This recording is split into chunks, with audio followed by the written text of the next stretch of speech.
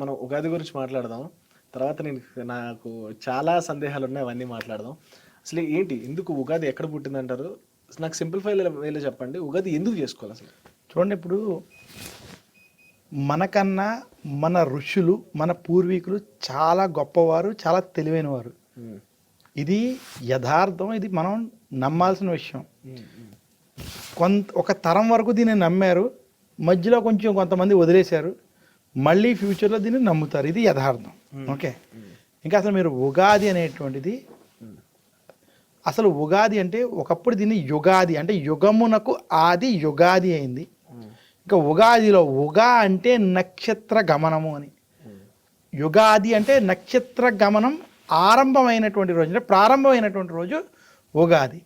అయితే అసలు ఈ ఉగాది ఎందుకు ఇంత ప్రాధాన్యం అంటే, మనకి కాసేపు పురాణాలు కథల ప్రకారం బ్రహ్మదేవుడు ఈ రోజు నుంచే సృష్టి ప్రారంభించాడు, కలియుగం ఈ రోజే ప్రారంభమైంది, ఇవన్నీ కాసేపు పక్కన పెడితే అసలు ఉగాది మన పెద్దలు ఇచ్చినటువంటి ఒక గొప్ప సైన్స్ ఇది. సెలెస్టరీ ఈవెంట్స్.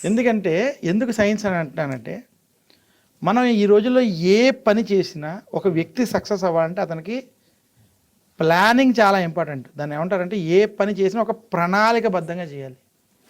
మన ఋషులు, మన పెద్దవారంతా కూడా ప్లానింగ్కి ఎంత ఇంపార్టెన్స్ ఇచ్చారో అది నిరూపించేటువంటి రోజు ఉగాది. ఎందుకు? ఉగాది రోజు మనం ఏం చేస్తాం? అసలు ఉగాది రోజు ఏం చేయాలంటే, ఈ రోజే సృష్టి ప్రారంభించిందని ఒక డిక్లేర్ చేశారు. ఈరోజు అసలు ఏం చేస్తారు? ప్రతి ఒక్కరూ ఈరోజు సూర్యోదయానికి పూర్వమే లేచి తైలాభ్యంగన స్నానం చేస్తారు. అంటే ఒంటికంతా నువ్వుల నూనె పెట్టుకుని తల స్నానం చేస్తారు. తర్వాత ఈరోజు చేయాల్సినటువంటి విషయాలు, ఇంటిని శుభ్రంగా ఉంచుని మామిడి తోరణాలు అవి కట్టి ఇంటి ఇలవేల్పుని పూజించి ఉగాది పచ్చడి నివేదన చేస్తారు.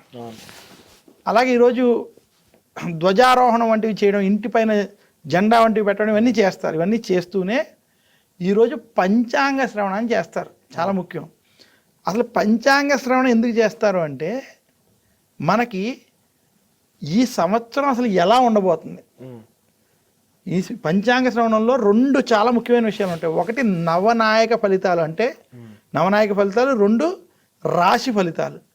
నవనాయక ఫలితాలు అంటే, అసలు ఈ నవనాయక ఫలితాలు తెలుసుకుంటే మన రాష్ట్రం ఎలా ఉండబోతుంది, మన దేశం ఎలా ఉండబోతుంది, ఈ ప్రపంచం ఎలా ఉండబోతుంది, ఈ సంవత్సరం వాతావరణాలు ఎలా ఉండబోతున్నాయి, ఈ సంవత్సరం ఎలాంటి పంటలు పండుతాయి, ఏ భూములు పండుతాయి, అలాగే ఈ సంవత్సరం మనకి వర్షాలు సరిగ్గా ఉంటాయా ఉండవా, ఎంత ప్రాంతంలో వర్షాలు పడతాయి, ఎలాంటి ఉత్పాతాలు రావచ్చు, ఈ సంవత్సరం ఎలాంటి పరిస్థితులు, ఇవన్నీ కూడా నవనాయక ఫలితాల ద్వారా తెలుస్తాయి. ఒకటి ఇది కాసేపు పక్కన పెడితే రాశి ఫలితాలు ఉంటాయి. అసలు పూర్వం ఒక ఇంట్లో 10 మంది ఉండేవారు, లేదా ఈ ప్రస్తుత తరంలో ఒక నలుగురున్నా, నలుగురిలో ఒకళ్ళకి ఆ సంవత్సరం అద్భుతంగా ఉండొచ్చు, ఓ ఇద్దరు ముగ్గురికి బాగుండకపోవచ్చు. అంటే ఈ ఉగాది పంచాంగ శ్రవణం విషయం ఏంటంటే, మీ ఇంట్లో ఉన్నటువంటి జనాల్లో ఎవరికి బాగుందో, ఈ బాగోలేనటువంటి వాళ్ళు వాళ్ళని అనుసరించండి. బాగున్నవారు బాగోలేని వాడిని ఈ సంవత్సరం జాగ్రత్తగా చూసుకోండి. ఇటువంటి అనేక విషయాలు అసలు ఈ పంచాంగ శ్రవణంలో ముడిపడి ఉన్నాయి. మనం ఈ సంవత్సరం ఎలా ఉండబోతోంది, ఆ సంవత్సర ఫలితాలని బట్టి మన జీవితాలను ఒక ప్రణాళికబద్ధంగా ప్లాన్ చేసుకోవడానికి ఒక అద్భుతమైన అవకాశం మన ఋషులు మునులు ఇచ్చినటువంటి రోజు ఉగాది. మీకు రేపు ఏమవుతుందో ఎవరికి తెలియదు, కానీ ఈ ఉగాది నవనాయక ఫలితాల ద్వారా, పంచాంగ శ్రవణం ద్వారా ఈ సంవత్సరం ఎలా ఉండబోతోంది అనేటువంటిది ఒక అవగాహన మనకు కలుగుతుంది.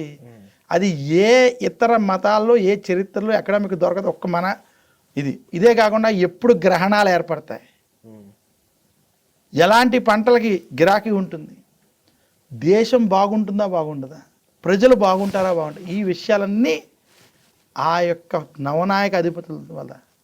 అలాగే ఇంటిలో ఎవరికి బాగుంది, ఎవరికి బాగోలేదు, గ్రహస్థితి ఎవరికి బాగోలేదు, అది మనం తెలుసుకుని ఆ సంవత్సరంలో నిజంగా వాడికి పరిస్థితి బాగోలేనప్పుడు వాడిని జాగ్రత్తగా, నాన్న నీ గ్రహస్థితి బాగోలేదు, మా మాట విను, జాగ్రత్తగా ఇలా చేసుకుందాం అని నచ్చ చెప్పుకునేటువంటి పరిస్థితి ఒకప్పుడు ఉండేది. అందుకనే ఉగాది ఒక ప్రణాళికబద్ధంగా, ఒక ప్లానింగ్తో వెళ్ళడానికి అద్భుతమైన అవకాశం ఉన్నటువంటి రోజు. అందుకనే ఉగాది రోజు ఎన్ని పనులున్నా అన్నీ పక్కన పెట్టి పంచాంగ శ్రవణం ఎందుకు చేయాలి, మనం ఉగాది పచ్చడి ఎందుకు స్వీకరించాలి, ఉగాది పచ్చడి కూడా తినడంలో ఆరోగ్య రహస్యాలు దాగున్నాయి.